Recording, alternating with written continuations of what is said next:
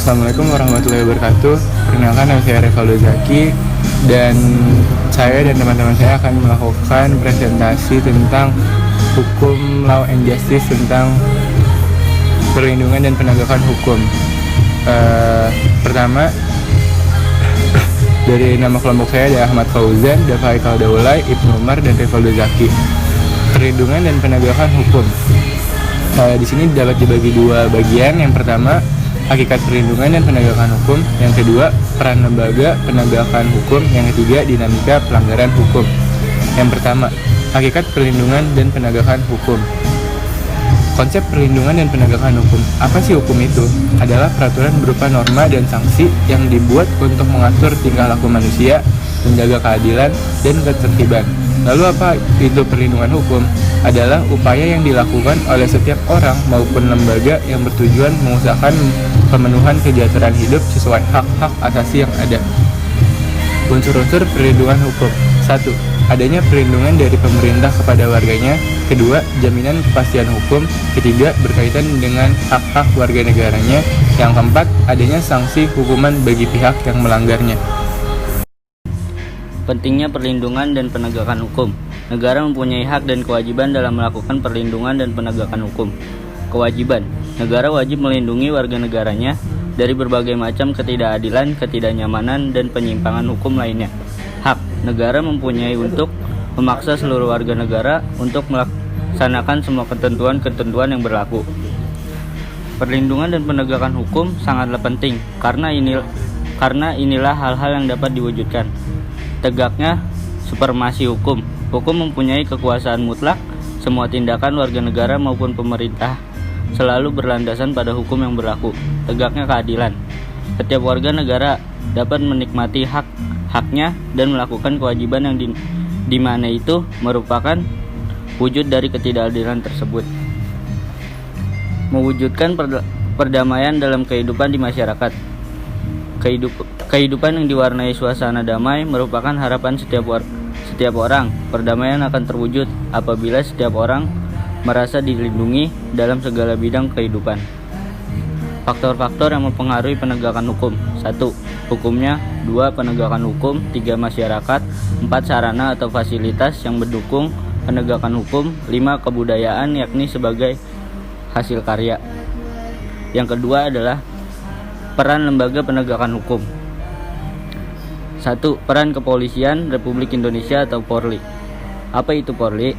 Kepolisian Republik Indonesia atau yang sering disingkat Polri merupakan lembaga negara yang berperan dalam memelihara keamanan dan ketertiban masyarakat, menegakkan hukum, serta memberikan perlindungan, pengayoman, dan pelayanan kepada masyarakat dalam rangka terpeliharanya keamanan dalam negeri. Kewenangan Polri sebagai berikut: melakukan penangkapan, penahanan, penggeledahan, dan penyitaan. Melarang setiap orang meninggalkan atau memasuki tempat kejadian perkara untuk kepentingan penyelidikan. Membawa dan menghadapi orang kepada pihak penyidik dalam rangka penyelidikan. 2. Peran Kejaksaan Indonesia. Apa itu kejaksaan?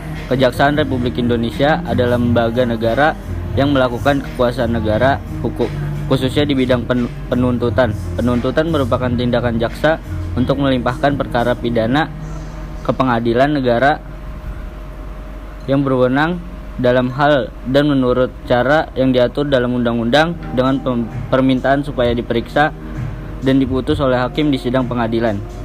Kejaksaan dikelompokkan menjadi 3 bidang sebagai berikut: bidang pidana, bidang perdata dan tata usaha negara, bidang ketertiban dan ketentraman umum. Peran hakim sebagai pelaksana kekuasaan kehakiman.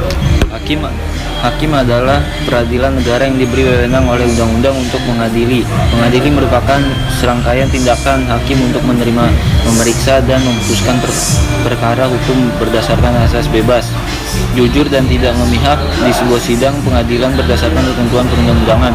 Hakim berdasarkan jenis lembaga peradilannya dapat diklasifikasikan menjadi 3 kelompok sebagai berikut. 1. Hakim pada Mahkamah Agung yang disebut dengan Hakim Agung. 2. Hakim pada badan peradilan yang berada di bawah Mahkamah Agung. 3. Hakim pada Mahkamah Konstitusi yang disebut dengan hakim konstitusi. 4. Peran advokat dalam penegakan hukum. Apa itu advokat? Advokat adalah orang yang berprofesi sebagai memberi jasa hukum baik di dalam maupun di luar pengadilan. Hak advokat sebagai berikut. 1. Advokat bebas mengeluarkan pendapat atau pernyataan dalam membela perkara yang menjadi tanggung jawabnya di dalam sidang pengadilan. 2. Advokat bebas dalam menjalankan tugas profesinya untuk membela perkara yang menjadi tanggung jawabnya dengan tetap berpegang pada kode etik profesi dan peraturan perundang-undangan. 3. Advokat tidak dapat dituntut baik secara perdata maupun pidana dalam menjalankan tugas profesinya dengan iktikat baik untuk kepentingan pembelaan klien dalam sidang pengadilan. Kewajiban yang harus dipatuhi oleh seorang advokat diantaranya adalah sebagai berikut. 1. Advokat dalam menjalankan tugas profesinya dilarang membedakan perlakuan terhadap klien berdasarkan jenis kelamin, agama, politik, keturunan, ras, atau latar belakang sosial dan budaya. 2. Advokat wajib merahasiakan segala sesuatu yang diketahui atau diperoleh dari kliennya karena hubungan profesi kecuali ditentukan lain oleh undang-undang. 3. Advokat dilarang memegang jabatan lain yang bertentangan dengan kepentingan tugas dan martabat profesinya. 5. Peran Komisi Pemberantasan Korupsi atau KPK. Apa itu KPK dan apa tujuannya? Komisi KPK adalah sebuah komisi yang dibentuk pada tahun 2003 berdasarkan Undang-Undang RI Nomor 30 Tahun 2002 tentang Komisi Pemberantasan Tindak Pidana Korupsi. Tujuan dibentuk KPK adalah untuk mengatasi, menanggulangi, dan memberantas korupsi. KPK berpedoman pada asas sebagai berikut. 1. Kapasitas hukum, yakni asas dalam negara hukum yang mengutamakan landasan peraturan perundang-undangan, kepatutan, dan keadilan dalam setiap kebijakan menjalankan tugas dan wewenang KPK. 2. Keterbukaan, yakni asas yang membuka diri terhadap hak masyarakat untuk memperoleh informasi yang benar, jujur, dan tidak diskriminatif tentang kinerja KPK. 3. Akuntabilitas, yakni asas yang menentukan bahwa setiap kegiatan dan hasil akhir kegiatan KPK harus dapat dipertanggungjawabkan. 4. Kepentingan umum, yakni asas yang mendahulukan kesejahteraan umum dengan cara yang aspiratif, akomodatif, dan selektif. 5. Proporsionalitas, yakni asas yang mengutamakan keseimbangan antara tugas, wewenang, tanggung jawab, dan kewajiban KPK. C. Dinamika pelanggaran hukum. 1. Berbagai kasus pelanggaran hukum. Pelanggaran hukum merupakan bentuk ketidakpatuhan terhadap hukum. Ketidakpatuhan terhadap hukum dapat disebabkan oleh dua hal, yaitu A. Pelanggaran hukum oleh si pelanggar sudah dianggap sebagai kebiasaan. B. Hukum yang berlaku sudah tidak sesuai lagi dengan tuntutan kehidupan. Berikut ini contoh perilaku yang bertentangan aturan yang dilakukan di lingkungan keluarga, sekolah, masyarakat, bangsa, dan negara. A. Dalam lingkungan keluarga, diantaranya mengabaikan perintah orang tua. 2. Mengganggu kakak dan adik sedang belajar. 3.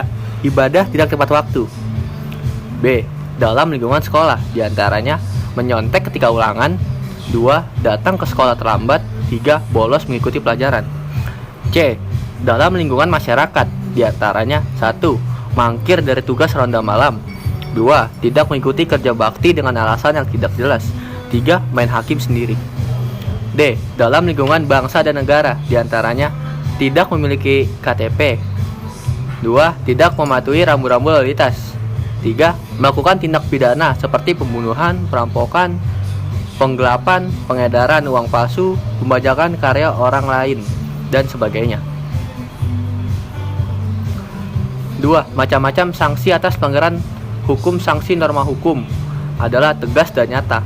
Hal tersebut mengandung pengertian sebagai berikut. 1. Tegas berarti adanya aturan yang telah dibuat secara material, telah diatur dalam peraturan perundang-undangan. Misalnya, hukum pidana mengenai sanksi diatur dalam pasal 10 KUHP.